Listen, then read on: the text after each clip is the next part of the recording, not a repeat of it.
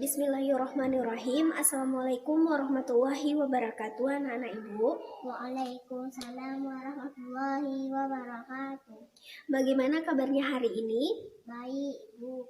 Bagaimana puasanya hari ini? Lancar? Lancar, Bu. Adakah yang tidak berpuasa? Tidak ada, Bu. Alhamdulillah, semoga puasa kita lancar dan diterima oleh Allah Subhanahu wa Ta'ala.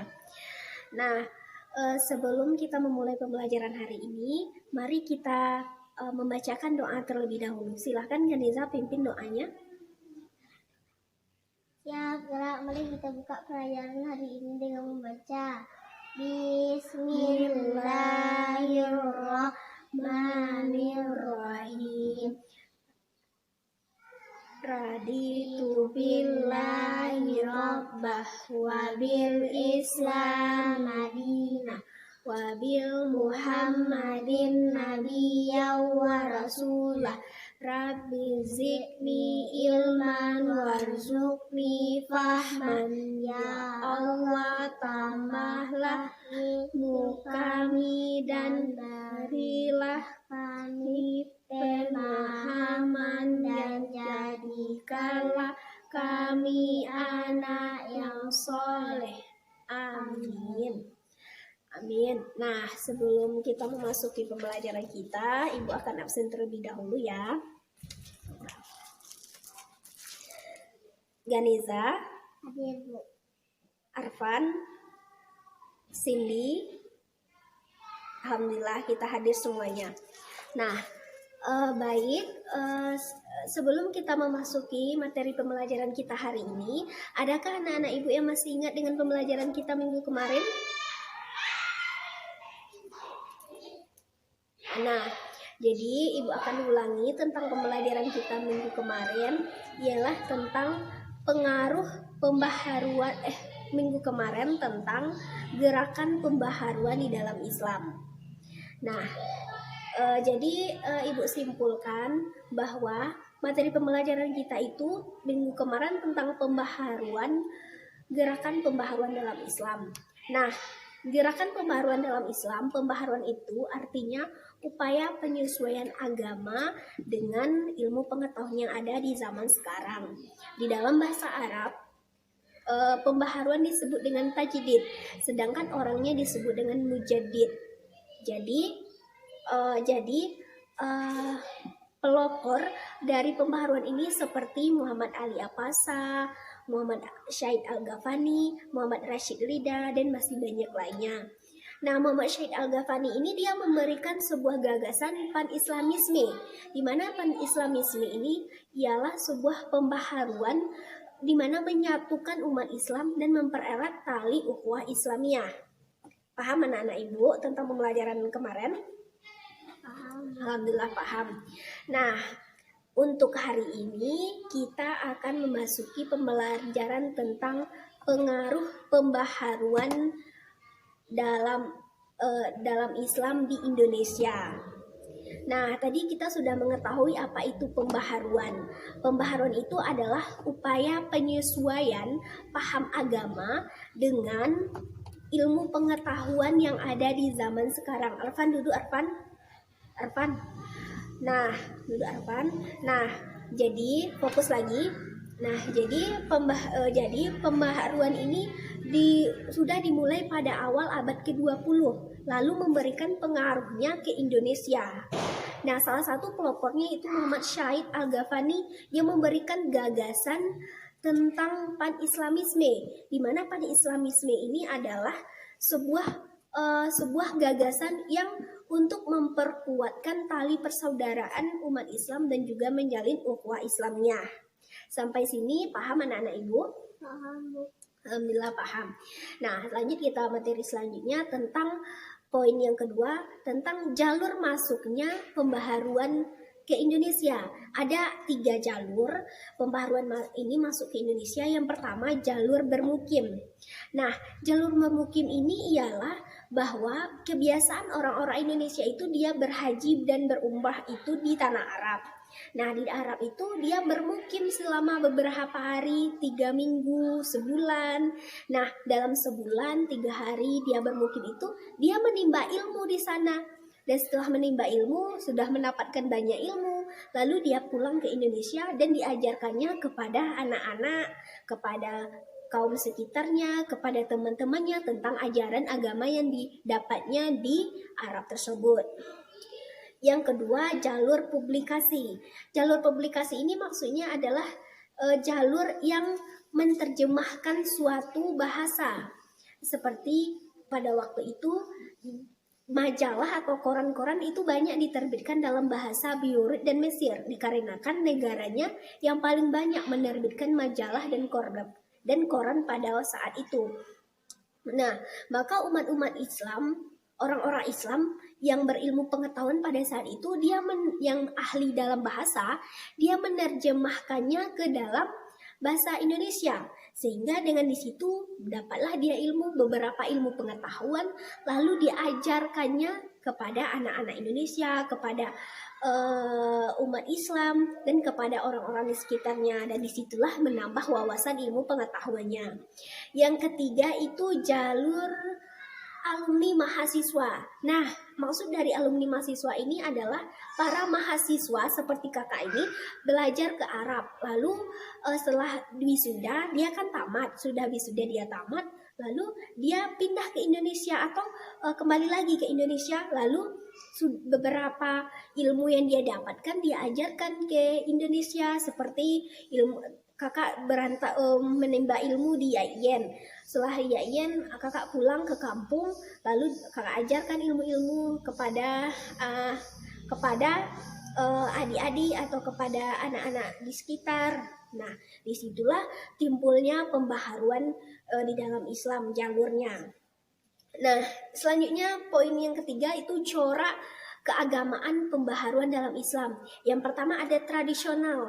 Nah, tradisional ini bahwa mereka itu meniadakan westernisasi yang mengatasnamakan Islam. Mereka tidak mau adanya westernisasi yang atasnamakan agama Islam.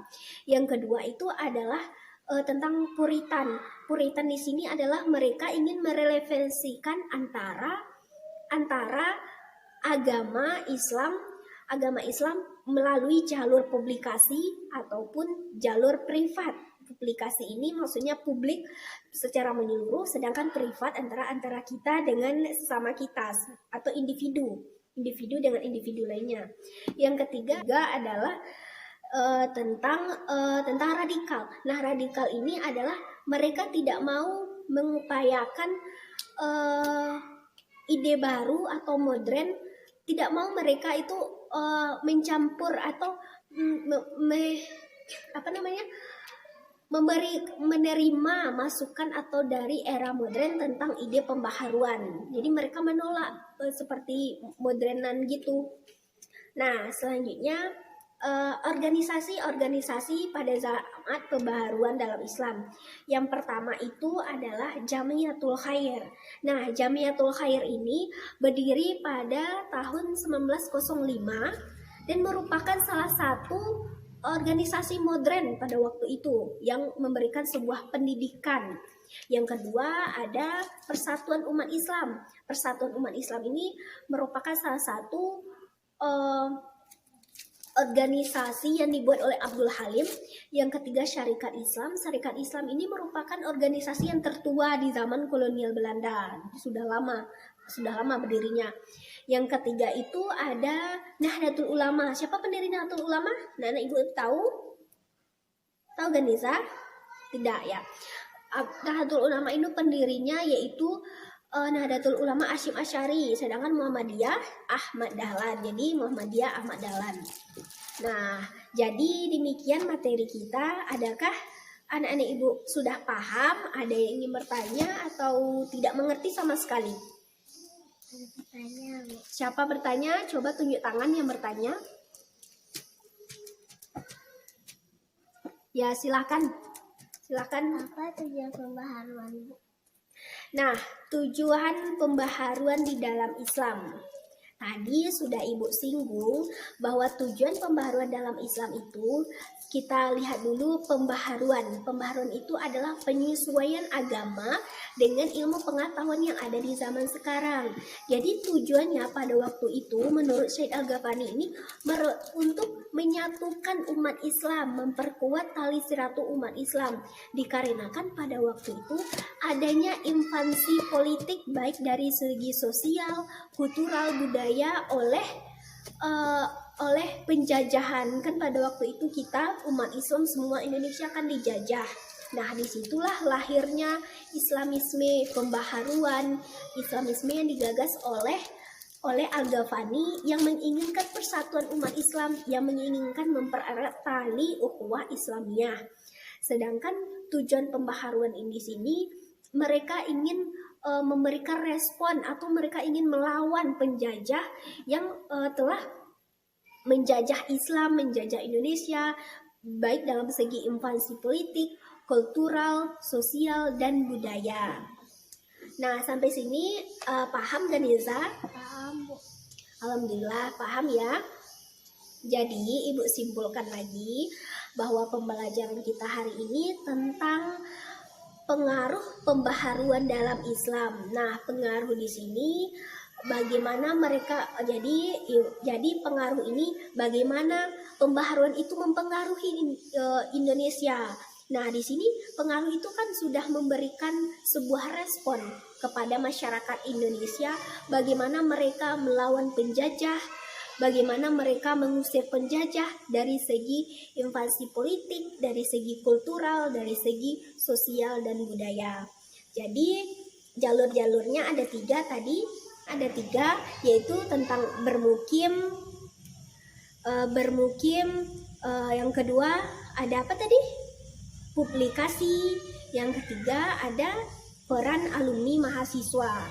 Sedangkan organisasi-organisasi pada saat itu yang berkembang ada Jamiatul Khair, Syarikat Islam, Nahdlatul Ulama, Muhammadiyah, terus apa lagi? Persatuan Umat Islam yang didirikan oleh Abdul Halim.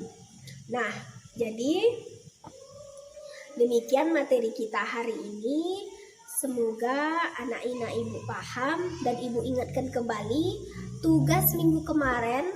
Siapa yang sudah membuat tugas minggu kemarin? Bikin semuanya? Ya, bikin semuanya, nanti dikumpul di meja Ibu, dikumpulkan kepada Kaniza kumpulkan ke Ibu ya di meja Ibu. Nah, untuk hari ini Ibu ingin memberikan sebuah tugas, di mana tugasnya ini untuk minggu depan anak-anak Ibu catat di buku catatan tentang organisasi-organisasi pembaharuan yang ada pada zaman Islam, pada zaman dahulu sampai sekarang.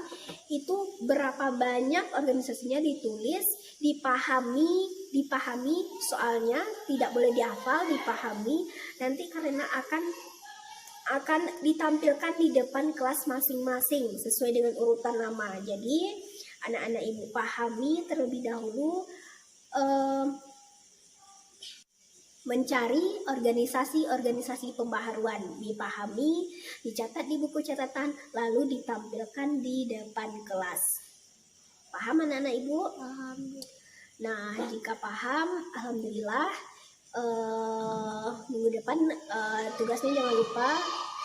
Jadi untuk hari ini kita cukupkan sampai di sini. Semoga pembelajaran kita ini membawa berkah dan mendapatkan pahala di sisi Allah Subhanahu wa Ta'ala. Nah, untuk itu mari kita tutup. Coba tutup, Ganeza. Tutup. Siap, Borak hari ini dengan membaca Alhamdulillahi Rabbil Alamin. Assalamualaikum warahmatullahi wabarakatuh. Alhamdulillah. Ibu cukupi. Assalamualaikum warahmatullahi wabarakatuh. Waalaikumsalam.